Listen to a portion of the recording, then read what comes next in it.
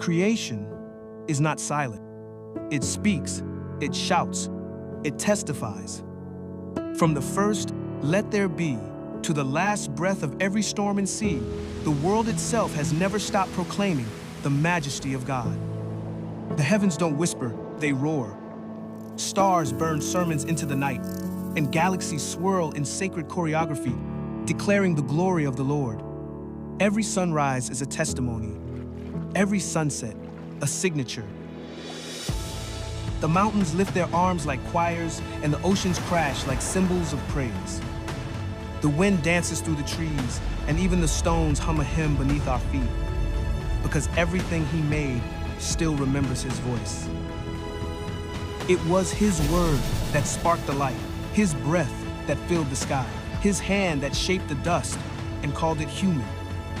Creation bears his fingerprints, etched in the bark, woven in the tide, written in the rhythm of the tide and time. The psalmist said, "The heavens declare the glory of God," not suggest, not imply, declare, and they've been declaring ever since. Every thunderclap, his majesty, every lightning strike, his might, every still, quiet morning, his mercy new again. Even the vastness of space bends beneath his reign, for no distance can stretch beyond his name. And if creation is the witness, then we are the response. We, made in his image, are the echo of his glory. So when we lift our hands, we join a chorus that never ended. A song that began before the first dawn, still rising through time, still pointing to the one who said, "Let there be."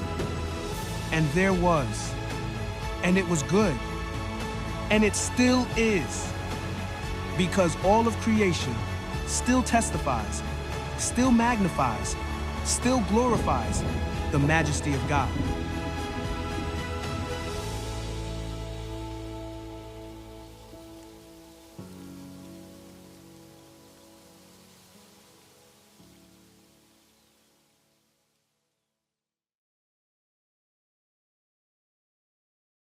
Low River family, so glad that you joined us. Once again, Pastor David here. We've been in a series talking about what the provision is in the Passion. The Passion being those moments that Jesus went through on the way to Golgotha.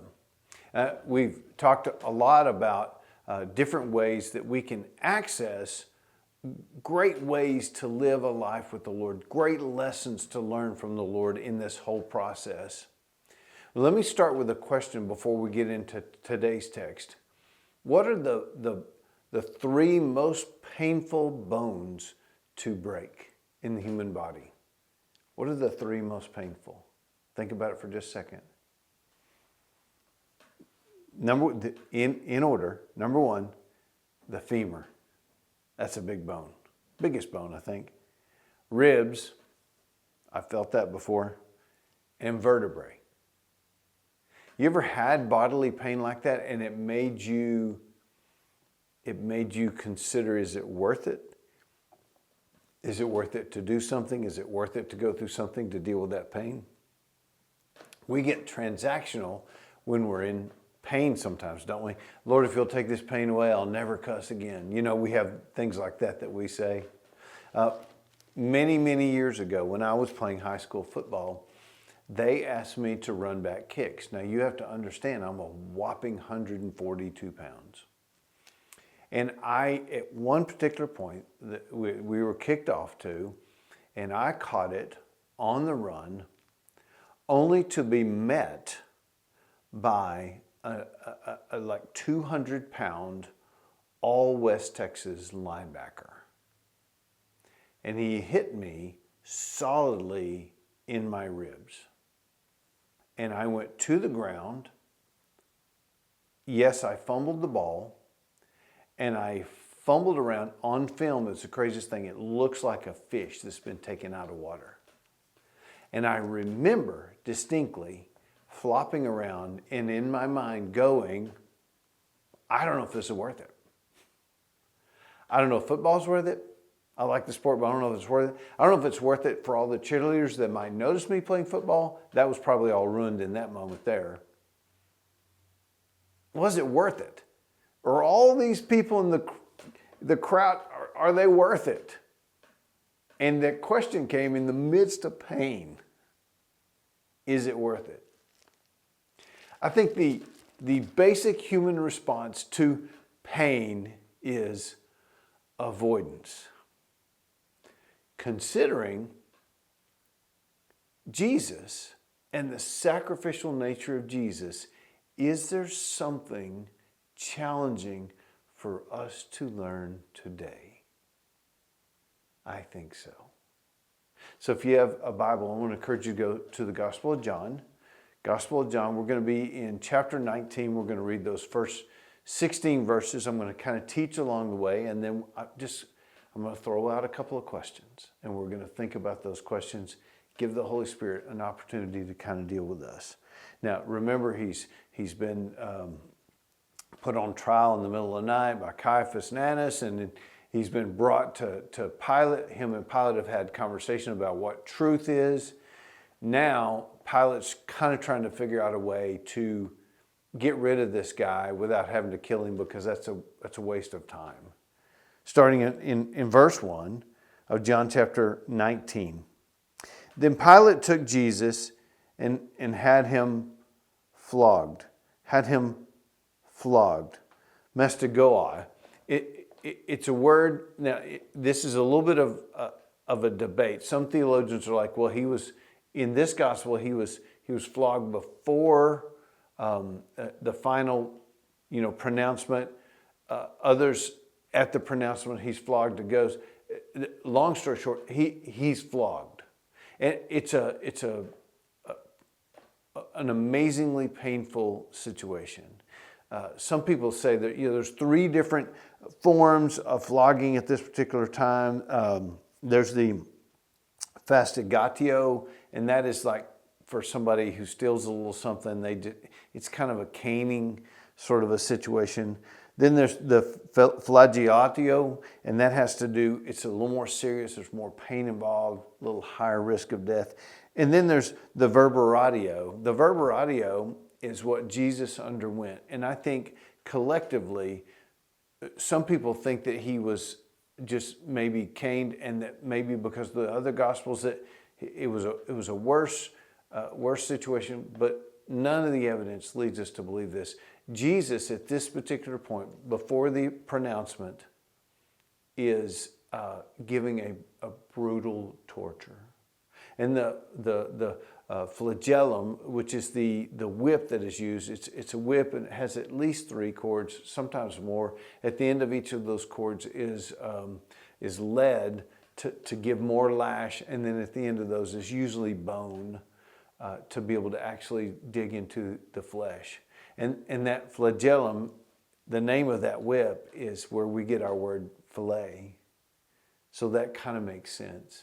It's a horrible form of torture. Generally, the victim is stripped naked and they're lashed around a post, and two soldiers who are, this is what they do, start with the back and go to the torso and go to the upper legs, front and back, and go to the arms, front and back.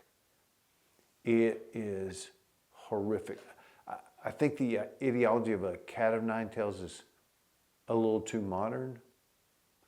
At one point there was, in history, someone had seen a victim who had undergone this, who had deceased from it, and they'd been lashed 120 times, and there were 372 mortal wounds on this body. Eusebius tells us a little picture that it lays open the vessels, and then the muscle, and then the tendons, and then literally the bowels. It is a horrific form of punishment that Pilate subjected him to. Now, but I want you to hear this. Pilate wasn't so much wanting to kill him, because many people don't survive this. Pilate was wanting for him to be punished enough that the Jews would give this whole thing up and say, that's enough, let's move on. But that's not what happens. So he's flogged. And then look in the second verse. The soldiers twisted together a crown of thorns, and they put it on his head.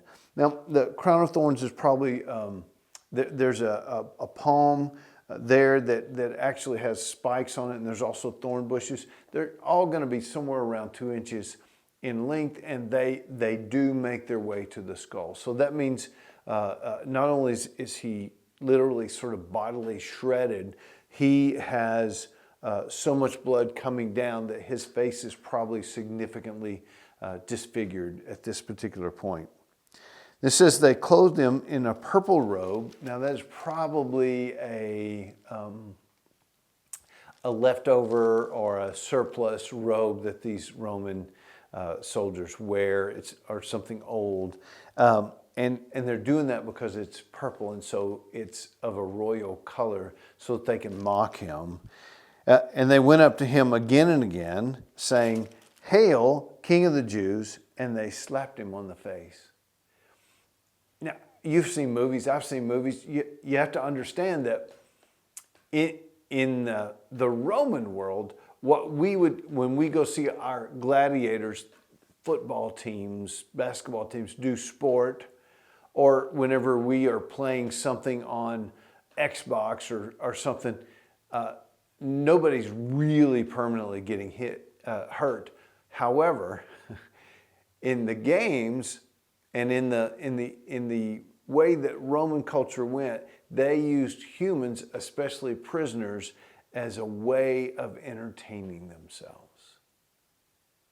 So there are games, there's mocking, there's actually a set out, almost like a chessboard in the praetorium that they would use sometimes to torture prisoners.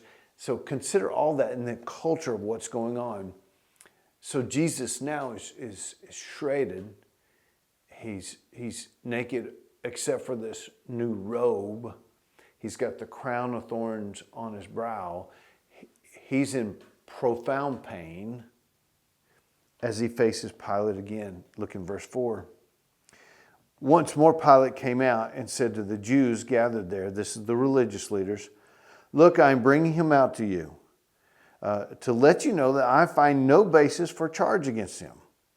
When Jesus came out wearing the crown of thorns and the purple robe, Pilate said to them, "Here is the man." Now, that can be some sort of prophetic utterance from the scripture, from the Old Testament, or it can be a picture of, here's this pitiful guy. Here's this horrible, pitiful guy. Look, here's the dude. Think of that. There he is.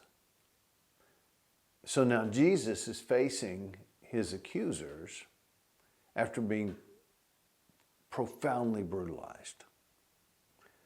As soon as the chief priests and their officials saw him, they shouted, now think of the word shouted, they shouted, crucify, crucify. That word shouted is kragozan. And it means like the braying of dogs. It's a picture of the braying or the howling of dogs. It's showing that it was not just a calm, thoughtful response. It was this venomous, rabid response. Crucify, crucify. But Pilate answered, you take him and crucify him. This is sarcasm because they can't do it. They can't actually do it. He's basically trying to be dismissive. Y'all just take him. Just get him out of here. As for me, I find no basis for charge against him. The Jewish leaders insisted, we have a law. This is a Deuteronomic law, but also in the Old Testament sort of understanding, but it is not quite what you're thinking. We have a law that he must die because he claimed to be the Son of God. Now here's the funny thing. In modern understanding, many Jewish men would refer to themselves as the son of Yahweh. And I think that is really, really interesting because they have elevated a response that has some sort of social common acceptance. And they've made it a charge against him. Now, let's continue. When Pilate heard this, he was even more afraid. Now, let me tell you why he's more afraid. Two things. Jesus already said that his kingdom was not from this world. And so you have to understand that even though Pilate is probably not a quote, quote, religious man, he's a superstitious man. And he believes in the gods, the pantheon of gods, and he's probably suspicious that there's something different about this guy and that maybe one of the gods has taken on flesh and has come down to do something to him. It's a little suspicious. That's probably a piece of the fear. The other part of the fear is this. He's failed a bunch. He's failed a whole bunch. And if he doesn't honor the customs, the religious customs of these Jews, that information is going to make its way back to Rome, and he can lose his position. And in Rome, when you lose your position, generally you're losing your life. So he's a fear-based reaction that's going on. So he was even more afraid, and he went back inside the palace. And he said, where do you come from? That's his superstitious side. He asked Jesus, but Jesus gave no answer. Isaiah 53. It's a picture of him not responding like a sheep to its slaughter. Do you refuse to speak to me? Pilate said. Don't you realize that I have power either to free you or to crucify you? This is a little funny that he is trying to exhibit a little bit of power because he's real wishy-washy right now trying to save his own neck. It is a little bit funny. Jesus answered, you would have no power over me if it were not given to you from above. From above. Literally, that statement means from God. Therefore, the one who handed me over to you is guilty of the greater sin. Now, so he's realizing there's something a little different about this guy. Watch what he does. From then on, Pilate tried to set Jesus free, but the Jewish leaders kept shouting, if you let this man go, you are no friend of Caesar. Anyone who claims to be a king opposes Caesar. Friend of Caesar is a designation. It means you're an advocate or a colleague, a supporter. You are close to Caesar. You have a great arrangement. And they're saying they're so playing to his own culture. If you think that you're going to let him go, you don't really care about the person that you're supposing or that you're serving. When Pilate heard this, he brought Jesus out and he sat down on the judgment seat. That's the bema seat at a place known as the stone pavement, which in Aramaic is Gabbatha. It actually means like a ridge or sort of stony outcropping. And it's there's in this place this stone pavement. These stones are 3 feet by 3 feet, and they're a foot thick. These are huge stones, and it's a kind of a area in which he becomes elevated so he can look over the crowd and he can cast judgment on somebody while observing the crowd. It's a little bit of a safe place, maybe a little bit like a court scene where the judge is is sort of above. So he ends up going to sit there, and it was the day of preparation of the Passover. It was about noon. Here's another scholarly thing where people begin to say, okay, did they just have the Passover meal? They don't want to mess up Passover, and it's the day of preparation. It's not the day of preparation for Passover. It's the day of preparation for the Sabbath during Passover. That sort of cleans the whole thing up. I don't know why people get freaked out about, wait a minute, they're not in agreement. Then, ready the preparation for the Passover, it is about noon at this particular point. Pilate said, here is your king. But they shouted, take him away, crucify him. Shall I crucify your king? Pilate asked. We have no king but Caesar. The chief priests answered, a massive violation of their fidelity exclusively to Jehovah God as their only king. You remember when they chose a king, it didn't go well. There's a lineage of kings. There's only like 2 or 3 that are worth a flip, you know. So consider that. They are saying, God's not our king. It's Caesar. This is manipulation at its height. Finally, Pilate handed him over to them to be crucified. Tertullian talks about this weird situation where they are manipulating Pilate. He says this, the Jews extorted a sentence giving Jesus up to them to be crucified. It is deeply, deeply manipulative. Well, what do we see in this setting? You see, Jesus has been brutalized. Pilate is wanting him to look pitiful so that they'll just give this thing up and set him free. They want him dead. And he capitulates to the kingdom priorities through this entire thing. Now, consider that there's this magnificent, unexplainable human moment where he is overlooking a crowd of religious leaders that want him dead. Maybe a couple of disciples skulking behind things. His brutalizers, the Romans, Pilate. And in this moment where his body is shredded, where his blood is coming down, he's beginning to deal with a sensitive situation where bleeding in the garden meant that his skin was even sensitive. So this was especially painful.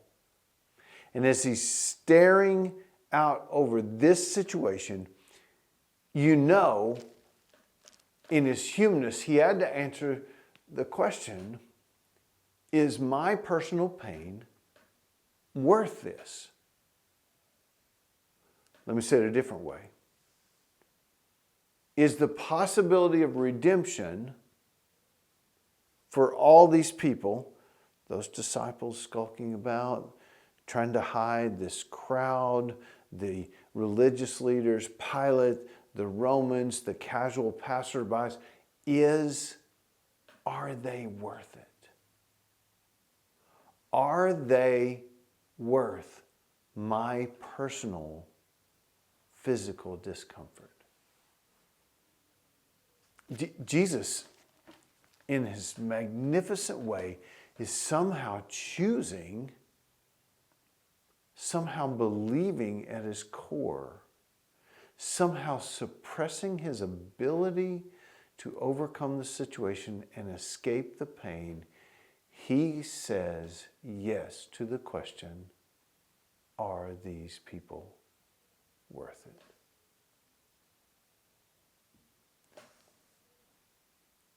He's displaying something so deeply countercultural. Will we sacrifice a comfortability? Will we walk through a horrific pain for someone else? Are they worth it? Jesus had to answer that question. while standing as the co-creator of the universe, while standing and looking across that crowd after being brutalized and shredded and bleeding. And his answer was, yes, they're worth it. What is a soul worth?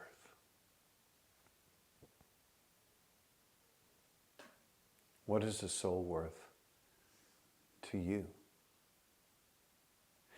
As a follower of Jesus Christ, one of the highest privileges is to undergo difficulty and pain for the possibility of redemption for another. His provision was to provide an example of how to really live. What's a soul worth to you? Is a soul and the possibility of redemption, is it worth your own personal pain? Now consider this. I had a good friend that I went to seminary with, amazing guy. And we were ordained, we were doing work in different churches, different locations. Along about that time, 9/11 happens. Towers come down, New York is rocked, the nation is rocked, the world is rocked. And while he sat and watched that for a few minutes, it grabbed his soul. And even though we didn't know if there was going to be another attack or how dangerous anything was going to be, he went to his church leadership and said, can we put some resources together and can you spare me for a few weeks? He loaded up his car and he went to New York. For the most part, a nameless, faceless helper sacrificing their time, sacrificing their personal safety for the cause of others. He was overly impassioned and put himself at great risk. For people who never even knew his name. He answered the question saying, the love of Jesus Christ compels me to suffer on behalf of them. My question, what is a soul worth to you? Is a soul worth your own personal pain? Here's the second question I want you to consider. Jesus, while in this moment of choosing to love, he's looking at a couple of disciples that, they're going to get on board. They're going to accept his sacrifice. They're going to see his sacrifice. There may be a priest or two. We see some understandings that maybe a Pharisee or two chose Christ. But he's looking at a crowd that by and large is either numb to what's going on, hateful toward him, can't stand him, want him dead, or see him as a dog like the soldiers do. And he in that moment, I want you to get this, he in that moment chose to fulfill the redemptive task at great pain to himself with many who will not choose the opportunity he will set before them and will never acknowledge his sacrifice. That's disturbing, isn't it? I think you know where I'm going to go with this next question, and that is the soul worth your own personal pain, whether that person acknowledges or even sees the sacrifice you make for them? what's that soul worth? Is it worth your pain never being seen or known by them? That is disturbing. But that is the provision Jesus made for how to live, is to live sacrificially. My friend spent quite a bit of time in New York doing all kinds of things. He came home, and a couple of years later, he began to know, he was an athlete. He began to notice some breathing issues, some lung issues. He thought it might have been something that, maybe inherited from family. He didn't know he wasn't a smoker, wasn't anything. The lung issues continued to get worse and worse and worse. And it was determined that, as it happened with many people who went to New York, the asbestos and other contaminants that were in the air that were breathed by those who were trying to help actually caused significant lung issues and eventually lung cancer. And my friend, after risking a lot, sacrificing a lot, slowly lost his ability to breathe, and at 48 years of age, lost his life.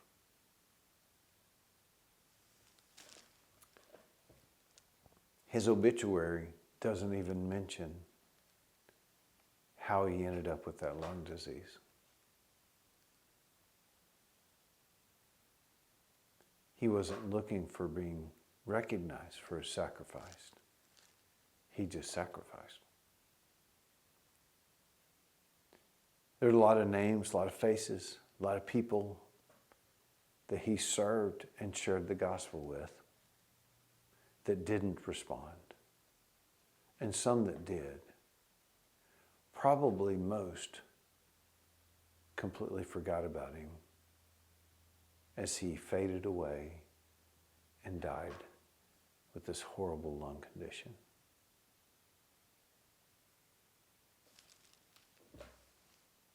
He thought those souls were worth it at great sacrifice to himself. Whether they acknowledged, whether they put a plaque out, whether they said thank you, he felt like those souls were worth it.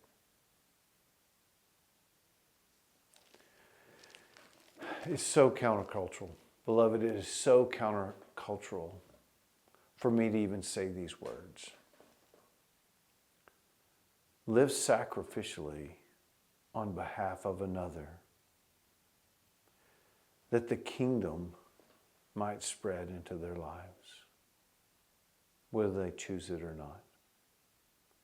That is the way to live. What did Jesus say? Greater love is no man than this, one would lay down their life for their friends. So right now, there may be a name, there may be a face,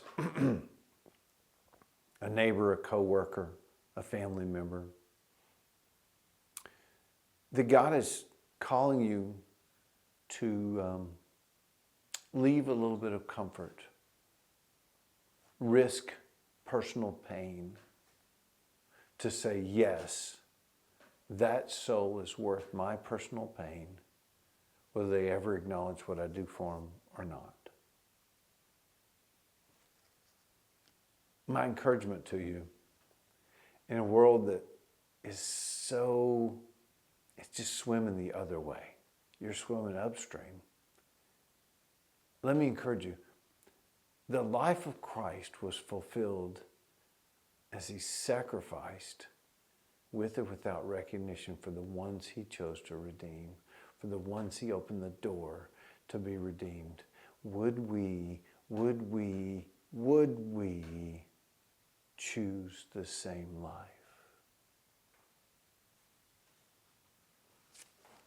I pray we would.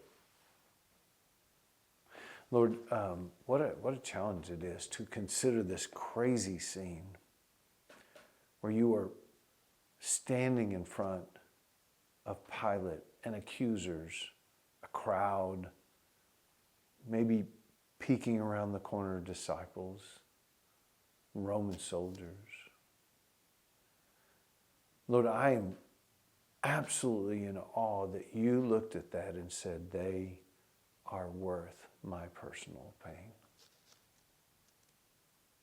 So for that, Lord, I am forever grateful that I was worth your personal pain, whether I chose you or not. Help each of us, followers of Jesus Christ, choose a life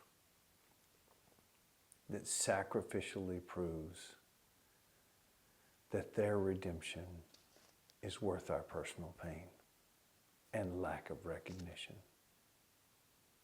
Help us to know that. In Jesus, amen. Beloved, will you swim upstream? I hope you do. God bless you. We'll see you next week.